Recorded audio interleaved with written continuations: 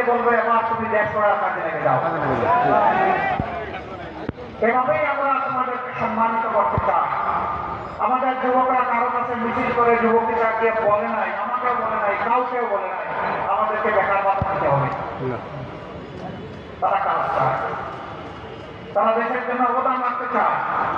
যারা জীবন দিয়ে যুদ্ধ করলো তারা বেকার ভাতা খাবে? তাদের ব্যাপারে এত দুর্বল ধারণা করেন কেন?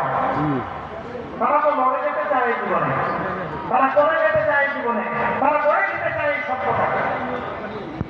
তাদেরকে এই সুযোগ দিতে হবে ইনশাআল্লাহ। আমরা দল ধর্ম দেখবো না, আমরা দেখবো তার উপযুক্ততা, তার যোগ্যতা। প্রত্যেকটি মানুষের জন্য সামাজিক নিরাপত্তা এবং বিচার নিশ্চিত করা হবে ইনশাআল্লাহ। যে অপরাধে একজন সাধারণ শ্রমিকের বিচার হয়ে থাকে শাস্তি দেওয়া হবে, একে অপরাধ প্রেসিডেন্ট করলে তাকে উৎসাহ দেওয়া হবে না।